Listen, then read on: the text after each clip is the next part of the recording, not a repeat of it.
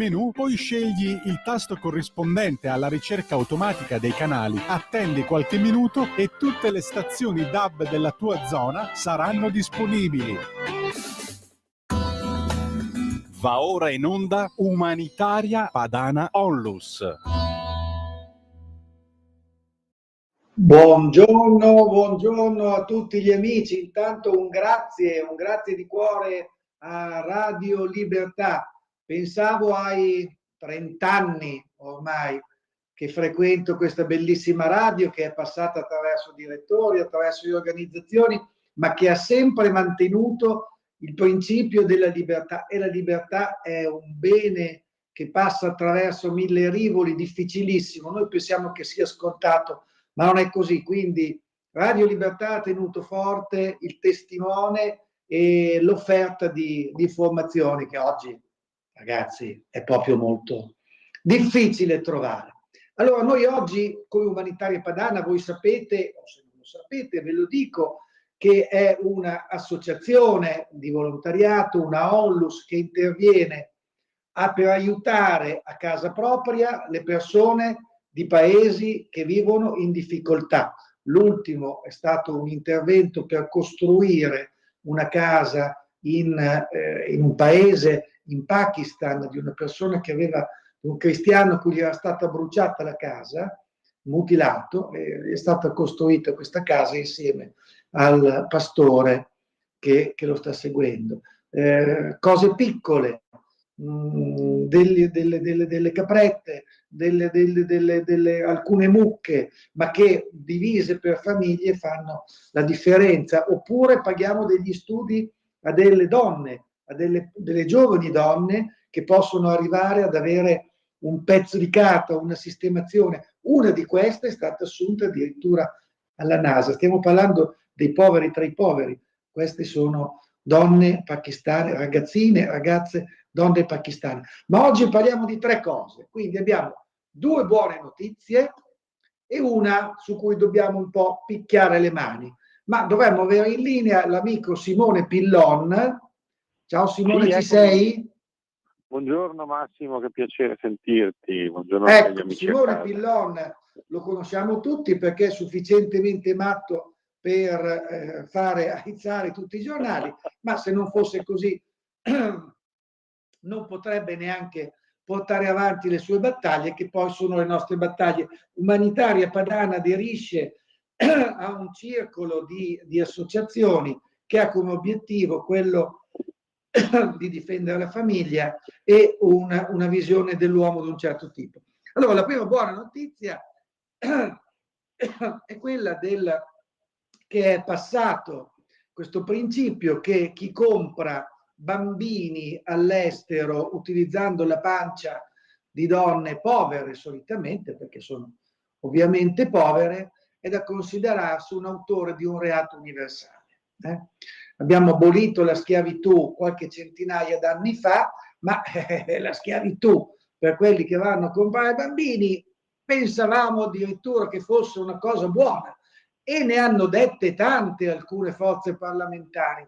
Simone, commentami un attimo questa cosa. Allora, chi va a comprare un bambino, come gestazione per altri la chiamano, perché così non è comprare utero in affitto, chi va in Ucraina, in India, negli Stati Uniti, ma lì costa un po' tanto, non ci vanno, lì il business non è un gran business, si va in Ucraina perché lì si fa la svelta nel paese della libertà, si compra una donna, ci mette dentro quello che ce ne voglia, perché poi anche lì le ricette sono i maschietti che mescolano, ma non vorrei di mattina stuzzicare disgusti vari, e quindi il compra, poi lo porta a casa e poi trova un giudice e vuole essere, e sono tutte mamme e tutti i papà, e la povera mamma rimane là, magari con 2-3 mila euro, e rimane così. Simone, ma le opposizioni cosa hanno detto? Lo scandalo di questa legge. Ma intanto è una ottima notizia quella che abbiamo appreso in questi giorni, e cioè finalmente siamo allineati a una legge di civiltà, anche perché già l'utero in affitto era vietato nel nostro paese, ma cosa succedeva? Che le coppie che facevano, normalmente coppie omosessuali, andavano all'estero, prendevano il bambino, lo compravano, dopodiché lo portavano in Italia e andavano a frignare davanti ai municipi chiedendo che il bambino fosse segnato all'anagrafe a loro nome. Siccome ovviamente i sindaci si rifiutavano perché quel bambino era stato comprato, quindi era fuori da tutte le leggi dello Stato, andavano a frignare davanti a qualche tribunale finché non trovavano qualche giudice che legittimava il loro acquisto. Allora è stato necessario trasformare questo reato in reato universale, cioè il reato commesso sia in Italia che all'estero viene comunque punito. Reati universali sono per esempio la pedofilia. Se io me ne vado all'estero a cercare ragazzine minorenni, vengo punito anche se il reato è stato commesso all'estero. Reato universale è la schiavitù.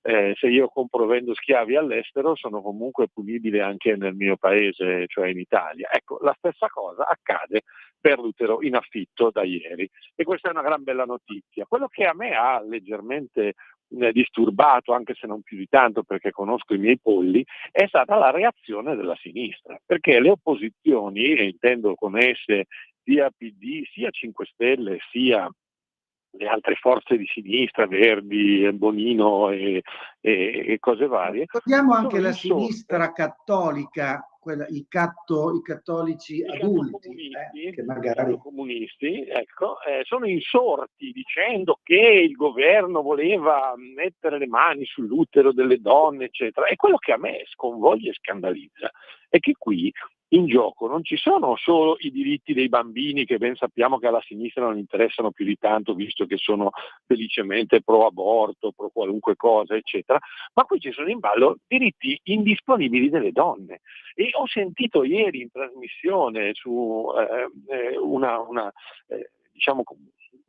avvocato che viene da sinistra e che mi contestava dicendo: ma d'altronde se una donna vuole vendere il suo utero, vuole affittare il suo utero, deve essere libera di farlo, non può essere il governo a vietarlo. Cioè, con questo stesso ragionamento noi potremmo dire che se un operaio vuole essere sottopagato e vuole prendere €1 all'ora, non deve essere il governo a imporre che questo pagamento sia ingiusto, illecito e troppo basso, perché alla fine rientra nella libertà. Oppure se una persona vuole vendere il proprio corpo in schiavitù, vuole vendere un rene oppure regalare un rene, non è possibile, giustamente. Chi siamo noi per impedire a questa donna di vendersi in schiavitù?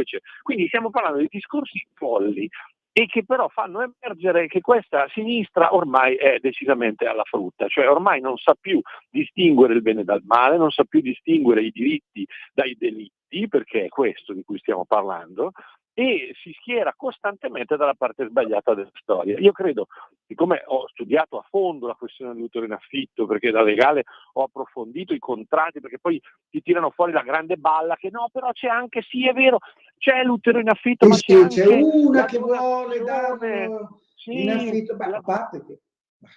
Sì, la chiamano gestazione solidale. Allora ho voluto andare a vedere in cosa consiste questa gestazione solidale, quello che io chiamo affettuosamente utero in affitto equo e solidale. E in realtà semplicemente cambia il nome, e cioè anziché chiamarsi compenso, quello che si versa alla donna per gestire la gravidanza a 9 mesi, si chiama rimborso spese. Quindi non è più un compenso, è un rimborso spese, sono sempre soldi. D'altronde chi gratuitamente metterebbe a rischio serio la propria salute gestando un bambino per 9 mesi, con tutto quello che comporta una gravidanza in termini non solo di salute ma anche di affetto, di psicologia, di legame con quella creatura che cresce dentro di te, e dopodiché arrivati al 9° mese il bambino o la bambina vengono scodellati e vengono portati via dagli acquirenti, e di quel bambino o di quella bambina non saprete più niente. Ecco, andando al di là della politica, perché non è solo...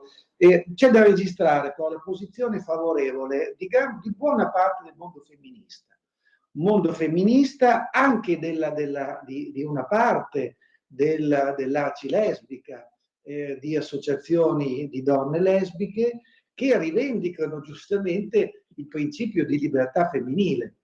Quindi mi sembra che quest'idea della lotta alla schiavitù sia un'idea che non rimane soltanto nei confini, in un confine di un partito, fortunatamente, perché il buonsenso aleggia nella mente degli uomini e non delle segreterie dei partiti, ma c'è anche un mondo che ha pagato, perché quando Terragni, scusate, non volevo nominare il nome invano, ma ogni tanto le associazioni arrivano, quando la Terragni si schierò, per esempio, contro la cosa liberticida sulla libertà, della legge sull'omofobia, venne giustamente premiata dagli ambienti di sinistra e cacciata dall'università. Ecco, quindi ricordiamo anche queste coraggiose persone che hanno esercitato il diritto di libertà, quindi una parte ma abbondante del mondo femminista e anche una parte abbondante del mondo lesbico, che è stato tra l'altro buttato fuori, credo, da qualche altro circolo similare. Ecco, volevo far notare questo, Simone.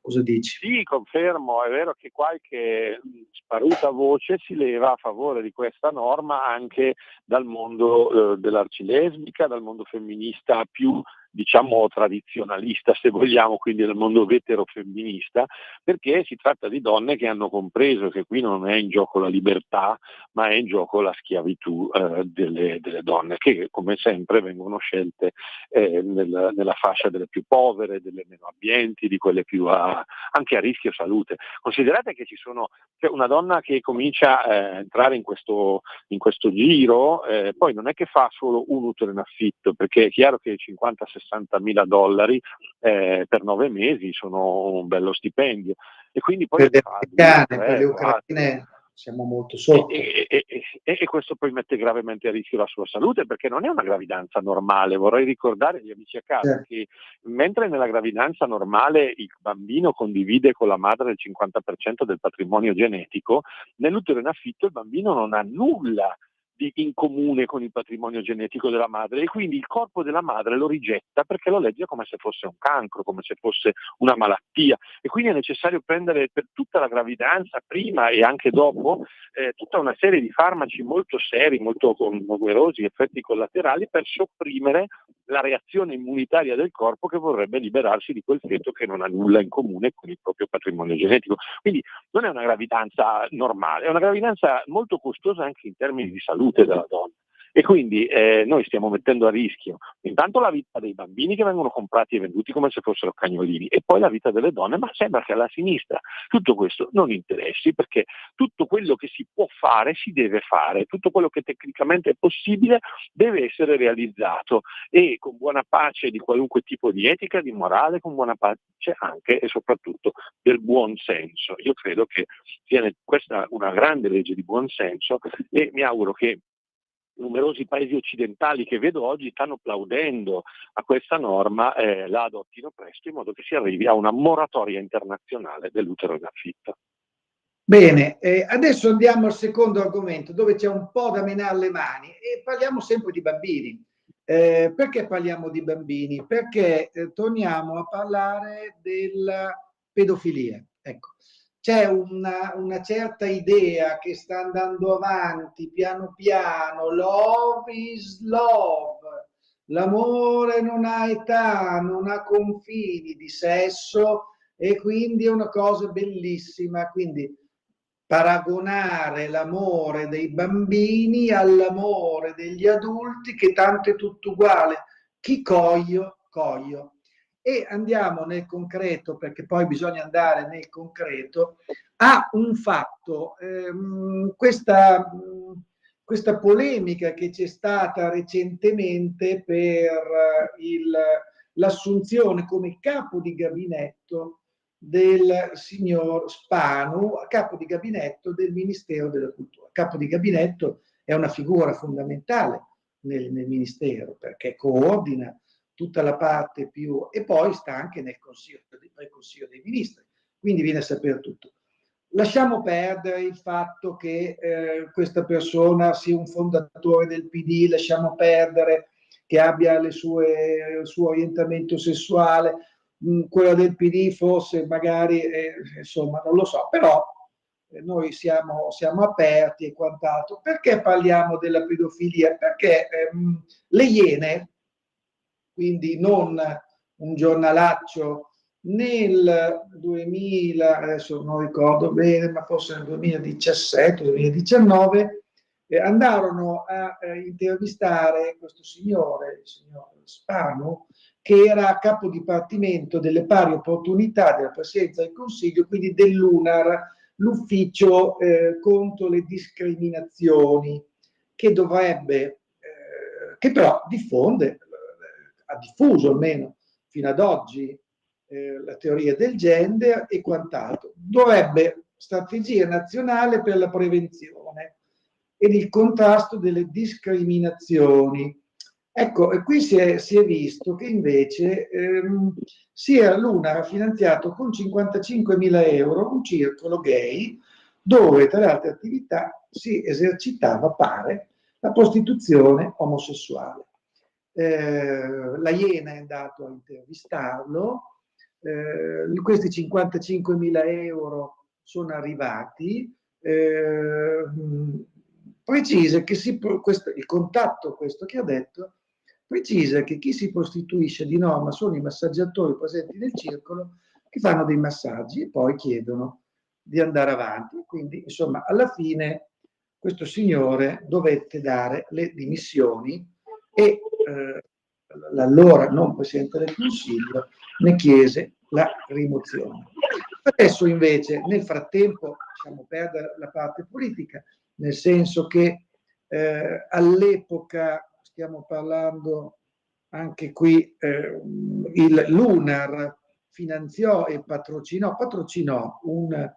ad Acqua Formosa un festival delle migrazioni dove nel ricco programma degli eventi faceva parte del Leone con uno speciale concorso chiamato Salvini e Nutamarlu 2.0, dove il concorso premiava chi saprà raccontare al meglio l'ignoranza di Salvini, che rappresenta l'unico modello da non seguire, e poi seguivano tutta una serie di insulti più o meno politici.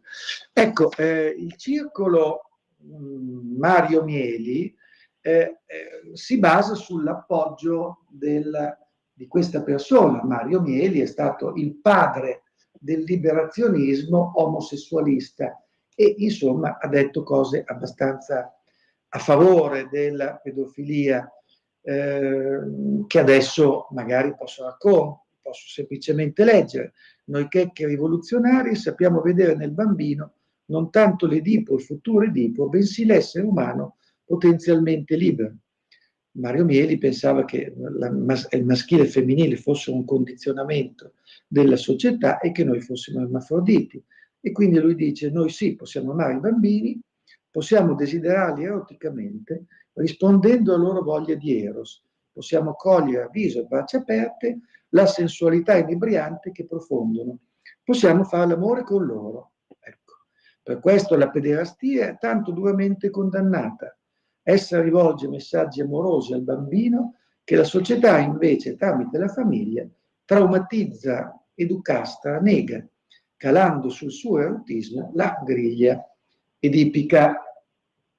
In passato noi abbiamo avuto un finanziamento di 100 e rotti mila euro da parte della regione, con determinazione nel 2017 un contributo di 105.374 euro all'altra società cooperativa Onlus per la realizzazione del lungometraggio Gli anni amari sulla vita di Mario Mieli. Non è critica politica, ma 1 più 1 più 1 più 1, il sillogismo dice che se questo signore favoriva o aveva una concezione favorevole alla pedofilia, gli diamo dei soldi, approviamo, facciamo fare carriera politica a chi gli dava dei soldi, in qualche modo qualcosa non funziona. Cosa ne dici, Simone? Meniamo le mani? È un argomento molto delicato e io su questo tema mi sono già espresso. Il punto è molto semplice. all'Università di Sassari il corso di gender vede tra i libri di testo obbligatori per gli studenti Elementi di critica omosessuale, che è quel libro di Mario Mieli da cui tu hai appena letto quelle parole. Io ho chiesto agli esponenti del mondo LGBT e alla politica di sinistra di prendere le distanze da quelle parole, perché quelle parole sono inaccettabili. Si può discutere di tutto, si può parlare di tutto, ci si può confrontare civilmente anche con chiunque, ma dobbiamo partire da un minimo comune che sia davvero condiviso, e la pedofilia fa schifo sempre e comunque. Giustamente si pretende che la Chiesa punisca e allontani i preti pedofili, e noi siamo ben contenti che questo Papa stia facendo pulizia in questo senso, come prima l'aveva fatta anche Benedetto e come prima i suoi predecessori. Ma la stessa cosa deve avvenire anche sulla condanna delle idee. Le idee certo che devono circolare, le idee. Io non pretendo che sia censurato il libro di Mario Mieli, io però pretendo che chi ispira alle idee di Mario Mieli abbia quantomeno il coraggio di dire che su quell'aspetto, su quelle frasi, sulla questione pedofilia, Mario Mieli sbagliava, e sbagliava di brutto. La cosa Sbagliava che a me perché anche poi alla scandalizza, fine ai noi si suicidò, quindi le sue idee certo, non lo perché è aiutarono. ovvio, ma perché se uno Noi è abbiamo convinto, finito e quindi dobbiamo ringraziare, devo ringraziare Simone Pillon, devo dare la buona notizia, insomma qualche cosa in questa finanziaria per la famiglia c'è, ai neogenitori CAD da 1.000 euro, detrazioni in base ai figli, l'aiuto scatta fino a un ISE di 40.000 euro, c'è un intervento a favore degli asili nido, in qualche modo il bonus asili nido e congedi parentali aumenta di un mese il congedo parentale all'80%, possiamo dire che la coperta è sicuramente corta, però si sta andando a coprirci i piedi, ecco, perché prima magari andava a coprire da un'altra parte che non serviva, e cominciamo a dire, e si sente qualcuno che dice, signori, se non interveniamo, e non si interviene solo con i soldi, anzi, ma si interviene con la fiducia nel crescere, nel far figli, nell'avere il coraggio di farli, il coraggio di aiutare chi ce li ha, tra 10 anni chiuderemo le scuole, perché cominciamo a vedere che già le classi non ci sono, gli insegnanti già saremo, e le pensioni vedremo come fare, dopodiché gli mettiamo anche un po' di droga, che così aiutiamo la società a venire avanti. Quindi un grazie a Radio Libertà, un grazie a Simone, a presto. Simone, dici qualcosa per sabato, veloce. Sì, sabato e domenica prossimi vi aspetto tutti ad Assisi, all'hotel Il Cenacolo, dove terremo le tavole di Assisi, la seconda edizione. Potete iscrivervi sul sito tavolediassisi.it e discuteremo con personaggi del mondo della cultura sul conservatorismo cattolico in particolare, sulle sfide che ci attengono e sul perché dobbiamo resistere a questa sinistra ideologica. Quindi vi aspetto tutti sabato e domenica prossimi, iscrivetevi sul sito tavolediassisi.it. Grazie Massimo e grazie agli amici a casa. Grazie a tutti, buona domenica e buona giornata.